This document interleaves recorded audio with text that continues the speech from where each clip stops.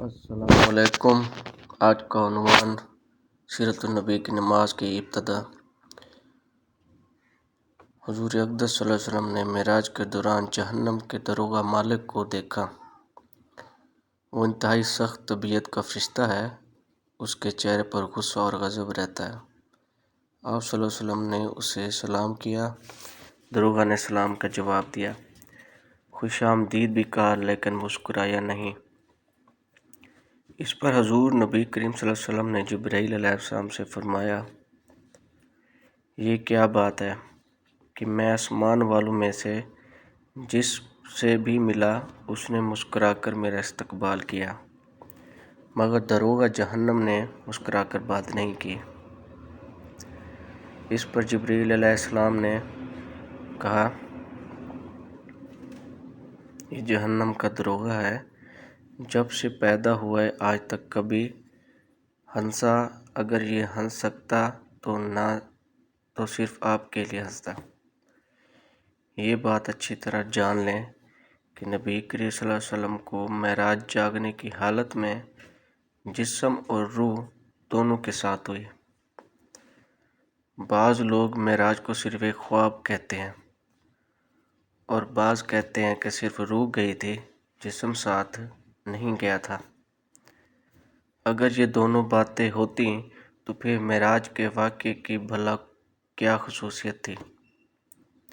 خواب میں تو عام آدمی بھی بہت کچھ دیکھ لیتا ہے۔ معراج کی اصل خصوصیت ہی یہ ہے کہ آپ صلی اللہ علیہ وسلم جسم سمیت آسمانوں پر تشریف لے گئے۔ لہٰذا گمراہ لوگوں کے بہکاوے میں مت آئیں۔ اور پھر یہ بات بھی ہے کہ اگر یہ صرف خواب ہوتا یا معراج صرف روح کو ہوتی تو مشرکین مکہ مذاق نہ اڑاتے، جب کہ انہوں نے ماننے سے انکار کیا اور مذاق بھی اڑایا۔ خواب میں دیکھے کسی واقعے پر بھلا کوئی کیوں مذاق اڑاتا؟ معراج کے بارے میں اس مسئلے میں بھی اختلاف پایا جاتا ہے کہ نبی کریم صلی اللہ علیہ وسلم نے اللہ تعالیٰ کو دیکھا یا نہیں۔ اس بارے میں دونوں طرح کی احادیث موجود ہیں۔ اس معاملے میں بہتر یہ ہے کہ ہم خاموشی اختیار کریں، کیونکہ یہ ہمارے اعتقاد کا مسئلہ نہیں ہے۔ نہ ہم سے قیامت کے دن یہ سوال پوچھا جائے گا۔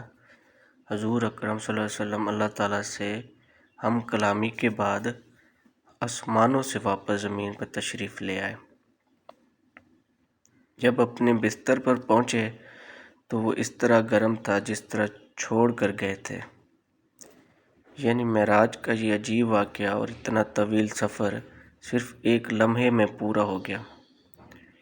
یوں سمجھیں کہ اللہ تعالیٰ نے اس دوران کائنات کے وقت کی رفتار کو روک دیا، جس کے باعث یہ معجزہ نہایت تھوڑے وقت میں مکمل ہو گیا۔ معراج کی رات کے بعد جب صبح ہوئی اور سورج ڈھل گیا تو جبرائیل علیہ السلام تشریف لائے۔ انہوں نے امامت کر کے آپ صلی اللہ علیہ وسلم کو نماز پڑھائی تاکہ آپ کو نمازوں کے اوقات اور نمازوں کی کیفیت معلوم ہو جائے۔ معراج سے پہلے آپ صلی اللہ علیہ وسلم صبح و شام 2 رکعت نماز ادا کرتے تھے اور رات میں قیام کرتے تھے۔ لہٰذا آپ کو 5 فرض نمازوں کی کیفیت اس وقت تک معلوم نہیں تھی۔ جبرائیل علیہ السلام کی آمد پر حضور اکرم صلی اللہ علیہ وسلم نے اعلان فرمایا کہ سب لوگ جمع ہو جائیں۔ چنانچہ آپ صلی اللہ علیہ وسلم نے جبرائیل علیہ السلام کی امامت میں نماز ادا کی اور صحابہ کرام رضی اللہ عنہم نے آپ کی امامت میں نماز ادا کی۔ یہ ظہر کی نماز تھی، اسی روز اس کا نام ظہر رکھا گیا، اس لیے کہ یہ پہلی نماز تھی جس کی کیفیت ظاہر کی گئی تھی۔ چونکہ دوپہر کو عربی میں ظہیرہ کہتے ہیں، اس لیے یہ بھی ہو سکتا ہے یہ نام اس بنیاد پر رکھا گیا ہو کیونکہ یہ نماز دوپہر کو پڑھی جاتی ہے۔ اس نماز میں آپ نے 4 رکعت پڑھائی اور قرآن کریم آواز سے نہیں پڑھا۔ اسی طرح عصر کا وقت ہوا تو عصر کی نماز ادا کی گئی، سورج غروب ہوا تو مغرب کی نماز پڑھی گئی۔ یہ 3 رکعت کی نماز تھی۔ اس میں پہلی 2 رکعتوں میں آواز سے قرأت کی گئی، آخری رکعت میں قرأت بلند آواز سے نہیں کی گئی۔ اس نماز میں ظہر اور عصر کی طرح حضرت جبرائیل علیہ السلام آگے تھے۔ آپ صلی اللہ علیہ وسلم ان کی امامت میں نماز ادا کر رہے تھے اور صحابہ نبی کریم صلی اللہ علیہ وسلم کی امامت میں۔ اس کا مطلب ہے کہ حضور اکرم صلی اللہ علیہ وسلم اس وقت مقتدی بھی تھے اور امام بھی۔ رہا یہ سوال کہ یہ نماز کہاں پڑھی گئی، تو اس کا سوال کا جواب یہ ہے کہ خانہ کعبہ میں پڑھی گئی، اور آپ صلی اللہ علیہ وسلم کا رخ بیت المقدس کی طرف تھا، کیونکہ اس وقت قبلہ بیت المقدس تھا۔ حضور اکرم صلی اللہ علیہ وسلم جب تک مکہ معظمہ میں رہے اسی کی سمت منہ کر کے نماز ادا کرتے رہے۔ جبرائیل علیہ السلام نے پہلے دن نمازوں کے اول وقت میں یہ نماز پڑھائی اور دوسرے دن آخری وقت میں، تاکہ معلوم ہو جائے نمازوں کے اوقات کہاں سے کہاں تک ہیں۔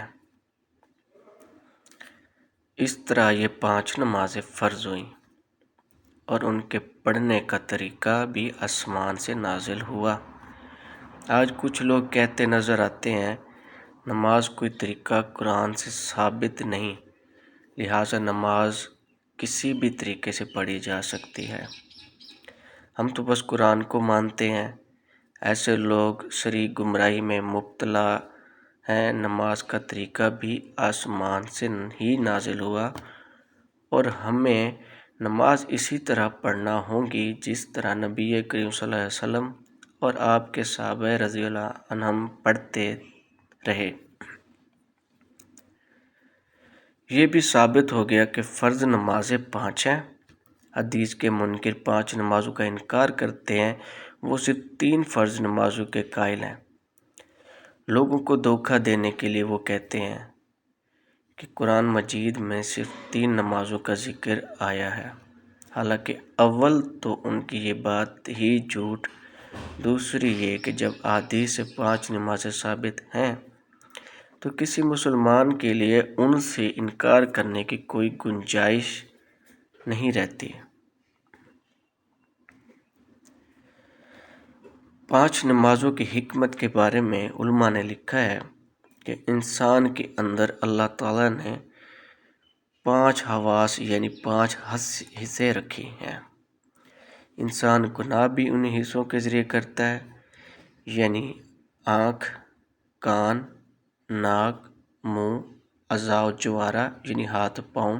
لہٰذا نمازیں بھی 5 مقرر کی گئیں تاکہ ان 5 حواسوں کے ذریعے دن اور رات میں جو گناہ انسان سے ہو جائیں وہ ان 5 نمازوں کے ذریعے دھل جائیں۔ اس کے علاوہ بھی بے شمار حکمتیں ہیں۔ یہ بھی یاد رکھیں کہ معراج واقعے میں حضور صلی اللہ علیہ وسلم کا آسمانوں پر جانا ثابت کرتا ہے کہ آسمان حقیقت میں موجود ہے۔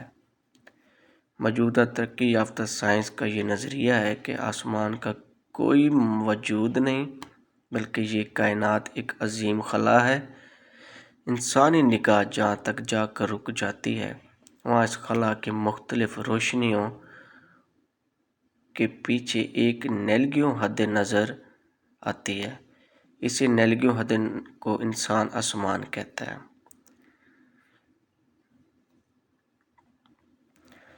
تو آپ سب سے یہ گزارش ہے کہ آپ ہمارے چینل کو سبسکرائب کر دیں اور یہ اسلامی چینل لیا کو سبسکرائب کریں، آگے اس کو شیئر بھی کر دیں۔ بہت بہت شکریہ، جزاک اللہ۔